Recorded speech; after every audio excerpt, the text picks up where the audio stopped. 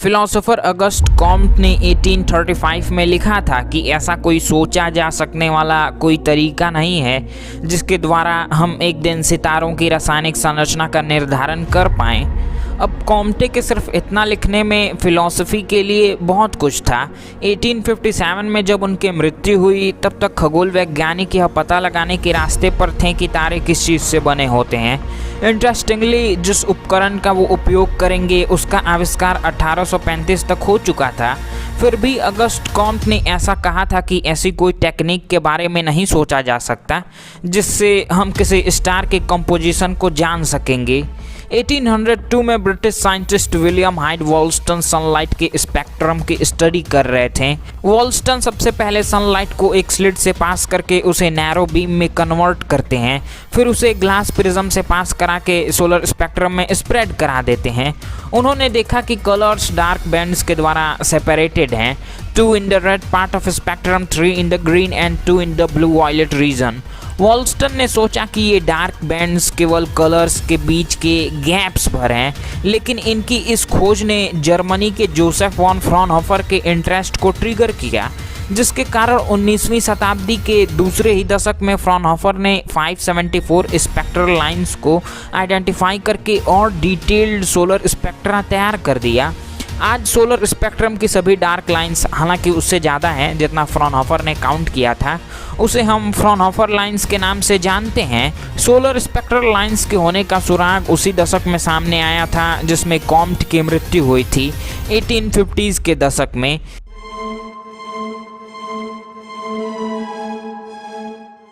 इन सब की शुरुआत जर्मनी में रॉबर्ट बंसन और गुस्ताव किरचॉफ के काम से शुरू हुई थी। ये वही बंसन हैं जिनके नाम से लैब में बर्नर्स होते हैं। 1850s की शुरुआत में हाइडेलबर्ग शहर में पाइपलाइंस लगाए गए थे जो कोयले से मिले इन्फ्लेमेबल गैस को घरों, व्यवसायों और यूनिवर्सिटीज़ के साइंटिफिक लेबोरेटरीज तक पहुंचाएंगे। बर्नर के साथ बंसन के काम की प्रेरणा ही थी जो अब उनका नाम धारण करती है। बर्नर ऑक्सीजन और इन्फ्लेमेबल गैस को इतने नियंत्रित तरीके से एक साथ जोड़ता है जिससे बर्नर से एक क्लियर फ्लेम प्रोड्यूस होती है। ये एक केमिकल टेस्ट्स के लिए एक आइडियल इंस्ट्रूमेंट है जिससे अलग अलग सब्सटेंसेस की पहचान उनके द्वारा प्रोड्यूस्ड फ्लेम के रंग से होती है।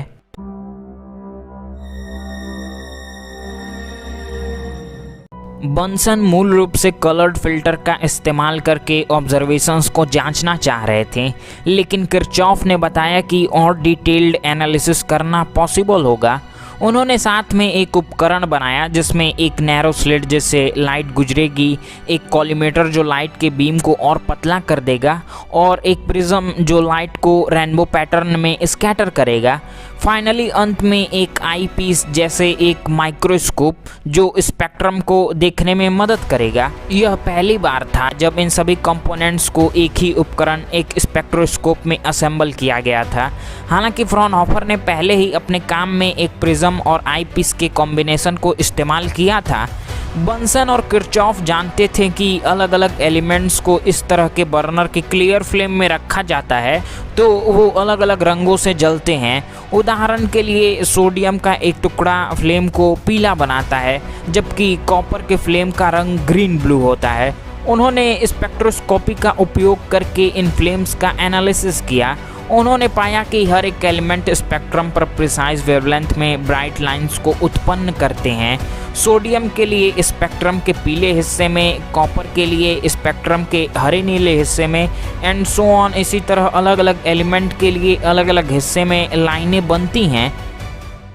एक शाम हाइडेलबर्ग में अपनी लेबोरेटरी से वो लगभग 16 किलोमीटर दूर मैनहेम में एक बड़ी आग से निकल रही लाइट से पता करते हैं कि आग में बेरियम और स्ट्रोंटियम भी मौजूद हैं। कुछ दिनों बाद बंसन और किरचॉफ लैब से छुट्टी लेकर नेकर नदी के किनारे टहलने निकलते हैं और चर्चा कर रहे थे कि उन्होंने आग में क्या देखा था। बंसन ने किरचॉफ को कुछ इस तरह से टिप्पणी की। बंसन के अनुसार यदि हम मैनहेम में जलने वाले एलिमेंट्स की प्रकृति का निर्धारण कर सकते हैं तो हमें सूर्य के लिए भी ऐसा करने में सक्षम होना चाहिए। कहा जाता है कि उन्होंने कहा, लेकिन लोग कहेंगे कि हम ऐसा सपना देखने के लिए पागल हो गए हैं। फिर भी उन्होंने अपना ध्यान सन के स्पेक्ट्रम की ओर लगाया और पाया कि फ्रॉनहोफर द्वारा पाई गई कई काली रेखाएं डार्क बैंड्स स्पेक्ट्रम के एक ही हिस्से में थीं, ठीक उन्हीं वेवलेंथ्स की तरह जैसे कि लैब में गर्म होने पर विभिन्न एलिमेंट्स द्वारा उत्पन्न ब्राइट लाइंस। इनका नेचुरल इम्प्लीकेशन ये था कि ये एलिमेंट्स सन के आउटर लेयर में मौजूद हैं। यह सोचा गया था कि जैसे ही लाइट हॉट इंटीरियर से होकर आउटर लेयर से गुजरती है, ये एलिमेंट्स स्पेक्ट्रम में ब्राइट लाइंस को जोड़ने के बजाय स्पेसिफिक वेवलेंथ्स के लाइन को हटा देते हैं। इन पर्टिकुलर किरचॉफ ने यह समझ विकसित की थी कि क्या चल रहा था।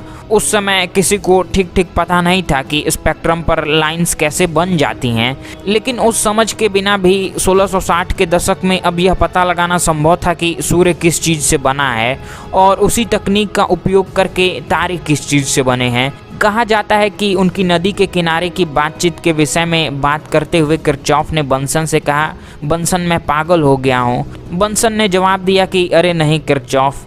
19वीं शताब्दी के अंतिम दशकों में एस्ट्रोनॉमर्स सूर्य के स्पेक्ट्रम में पृथ्वी पर पाए जाने वाले कई एलिमेंट्स की उपस्थिति की पहचान करने में सक्षम थे और कम विवरण के साथ तारों के।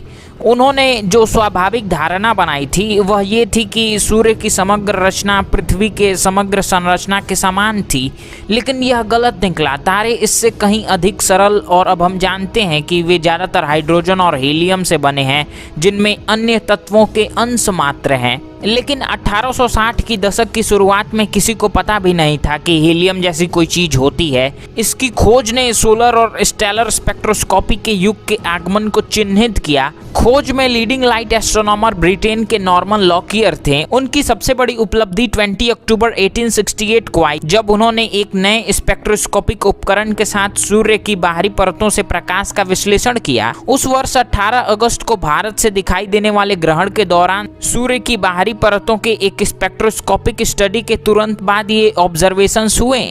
ऑब्जर्वेशंस फ्रेंच एस्ट्रोनॉमर पियरे जेनिसन द्वारा किए गए थे। चूंकि मून सूर्य की सतह से आ रही ब्राइट लाइट को ब्लॉक कर देता है, इसलिए वह सतह से ठीक ऊपर मटेरियल के स्पेक्ट्रम में सोलर स्पेक्ट्रोस्कोपिक लाइन का पता लगा सकते हैं। उन्होंने सन के एटमॉस्फेयर की इस परत के स्पेक्ट्रम में चमकीली रेखाएं देखी, जिन्हें क्रोमोस्फेयर के रूप में जाना जाता है, जिसमें एक चमकदार पीली रेखा भी शामिल है जो सोडियम स्पेक्ट्रम के लाइंस के करीब लेकिन अलग है। इसकी वेवलेंथ को बाद में 587.49 नैनोमीटर के रूप में मापा गया था। उसी साल 20 अक्टूबर को जेनिसन के काम से अनजान लॉकियर ने सोलर एटमॉस्फेयर का निरीक्षण करने के लिए अपने नए स्पेक्ट्रोस्कोप का उपयोग किया। उन्होंने भी वही पीली रेखा पाई। 6 अक्टूबर 1868 को जेनिसन और लॉकियर की खोजों को फ्रेंच एकेडमी ऑफ साइंस में प्रेजेंट किया गया था, लेकिन यह लॉकियर थे जिसने यह दावा करते हुए चीजों को एक कदम आगे बढ़ाया कि ये लाइंस पहले के अननोन एलिमेंट्स से जुड़ी होनी चाहिए, जिसे उन्होंने ग्रीक से सूर्य के लिए ग्रीक शब्द हीलियोस से हीलियम कहा।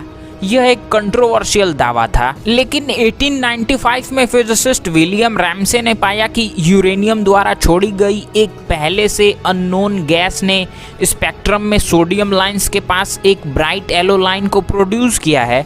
उन्होंने शुरुआत में उस गैस को क्रिप्टॉन गैस बुलाया, लेकिन उनके सहयोगी विलियम क्रुक्स ने बताया कि लाइन ठीक उसी स्थान पर है जहां लॉकियर द्वारा सोलर स्पेक्ट्रम में पाई गई थी। जेनिसन ने महसूस किया कि यह वास्तव में हीलियम था। असल में स्पेक्ट्रोस्कोपी ने 27 साल पहले ही पृथ्वी पर हीलियम की खोज की भविष्यवाणी कर दी थी। अगला कदम सिसिलिया पेन ने उठाया, जिनका जन्म 1900 में हुआ था। 1919 में इन्होंने न्यूनहैम कॉलेज कैम्ब्रिज में एक स्कॉलरशिप जीती, जहां उन्होंने बॉटनी, फिजिक्स और केमिस्ट्री का अध्ययन किया, लेकिन इन्हें डिग्री नहीं दी जा सकी। 1948 तक कैम्ब्रिज से महिलाओं को डिग्री नहीं मिली, इसलिए 1923 में वह यूएस चली गई। ठीक 2 साल बाद उन्होंने एक शानदार थीसिस पेश की और प्रमाणित किया कि सूर्य मुख्य रूप से हाइड्रोजन से बना है, लेकिन समय के एक संकेत में इस विचार को तब तक पूरी तरह से माना नहीं गया जब तक कि 2 मेल एस्ट्रोनॉमर्स एक ही कंक्लूजन पर नहीं पहुंचे।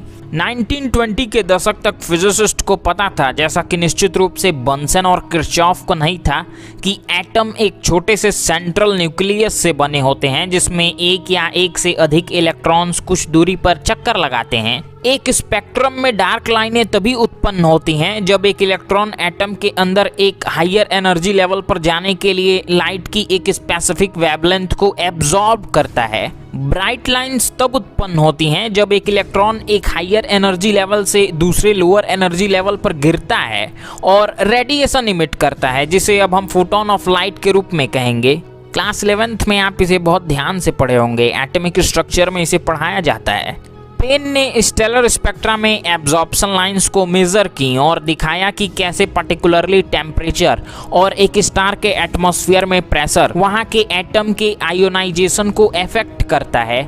आयोनाइजेशन तब होता है जब एक एटम या मॉलिक्यूल इलेक्ट्रिक चार्ज को गेन करता है या लॉस कर देता है।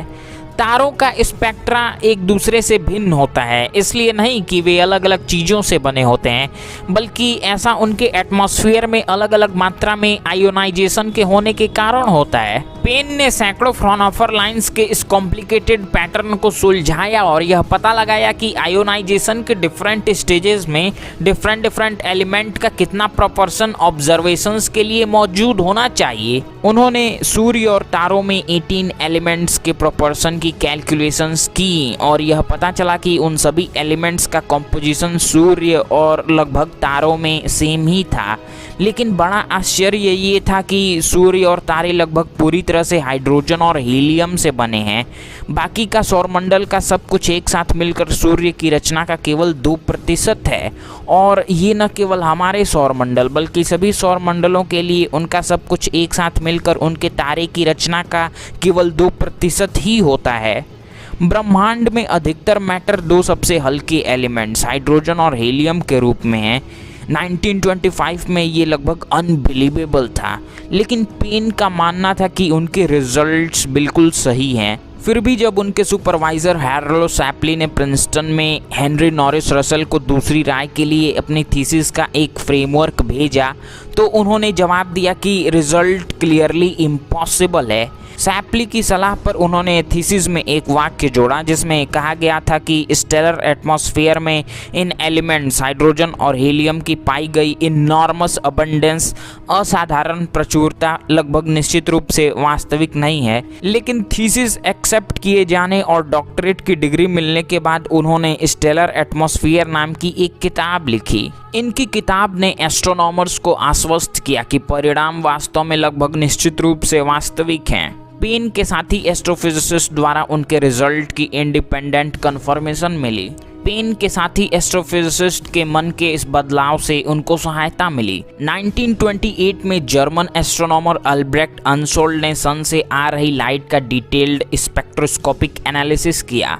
उन्होंने पाया कि हाइड्रोजन लाइंस की स्ट्रेंथ का अर्थ है कि सूर्य में लगभग 1 मिलियन हाइड्रोजन एटम किसी भी और एटम के लिए हैं। अगले साल आयरिश एस्ट्रोनॉमर विलियम मैक्रिया ने एक अलग स्पेक्ट्रोस्कोपिक तकनीक का उपयोग करके इन रिजल्ट्स की पुष्टि की। हालांकि 1920s के दशक के अंत तक कई विवरण भरे जाने बाकी थे, लेकिन 1920s के दशक के अंत तक एस्ट्रोनॉमर्स को पता चल गया था कि कॉम्टे ने क्या जानना असंभव कहा था कि तारे ज़्यादातर हाइड्रोजन और हीलियम से बने होते हैं।